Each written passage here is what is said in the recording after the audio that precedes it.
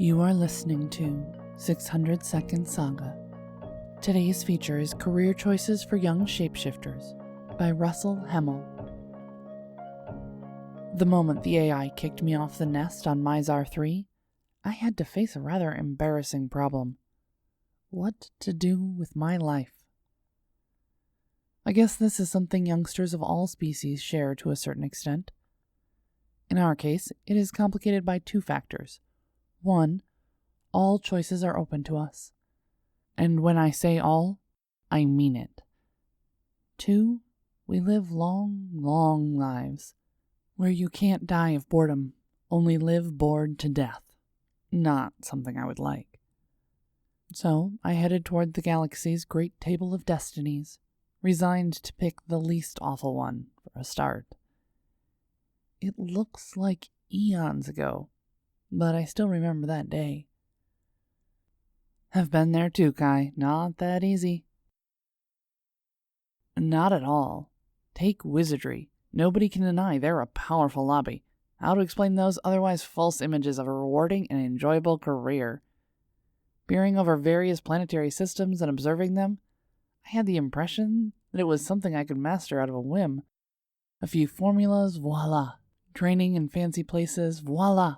Pretty babies and boys to keep you company, that was the best part. Masters of deception they are. This is the real magic, not the rest.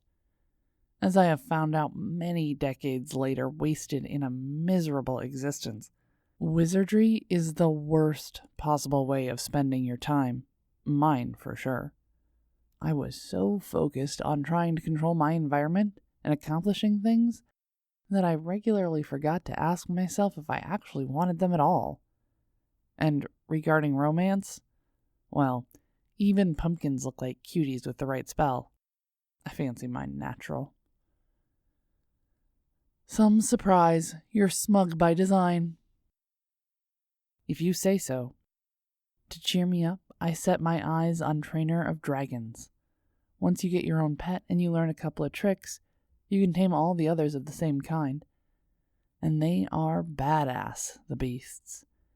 Having them behaving is not a task for the faint of heart. That pleased my vanity, and kept me happy for a couple of centuries. But you had enough eventually. So I took to fly. Interstellar pilot was even easier. There's no need to travel faster than the universe allows. You only have to pretend to, shouting to ignorant passengers, "And now let's shift to light speed," and "Les eaux sont faits." Glory and kudos are assured at the speed of light. Looks like a career full of satisfactions and no hazards. Perfect for you. After all, laws of physics pardon intrepid souls, and so do passengers once they discover the horrible truth. Indeed. Some trolls tell them, though, taking away the fun. So I went upscale. Vampire. This is why you're here now?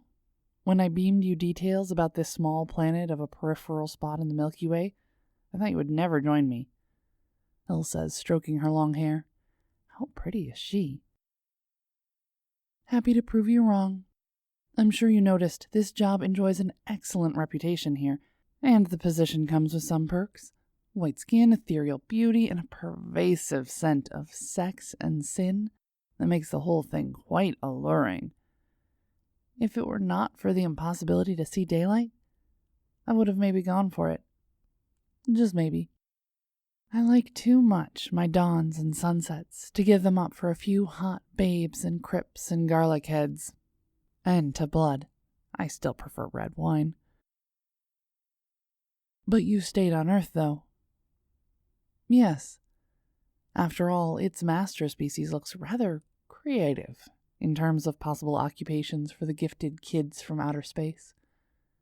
I knew they had something for me, even though landing on the right one has taken a while.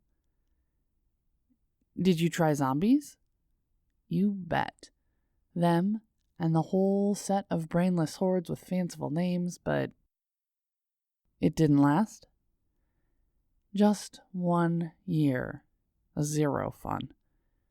You can say that a few species of Earthians, mainly humans, qualify by birth for a lack of rational thinking.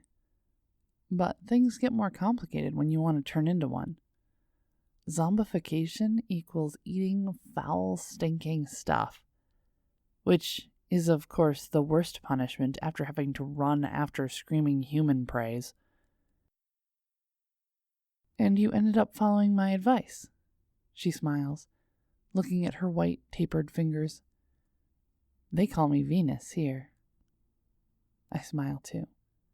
Yes, I did follow the advice of a fellow alien creature, and, after much wavering and bad picks, I decided to settle, like her, for godship. 3,000 years later, I'm still moderately happy with this choice. Entertaining, colorful, and always ending up in the most incredible situations. Human gods are the cosmos's best invention, after quantum physics and theater. And with more deities than insects on this rocky little planet, more churches than hospitals or schools, I bet I won't get bored anytime soon. With a gesture of my lithe hand, I summon dark clouds bloated with rain, ready to unleash a deluge upon a bunch of silly humans that kept demanding doom for all their enemies. It's the moment for them to learn that gods are vain and capricious, and it's difficult to know which one is listening. They'd better get ready.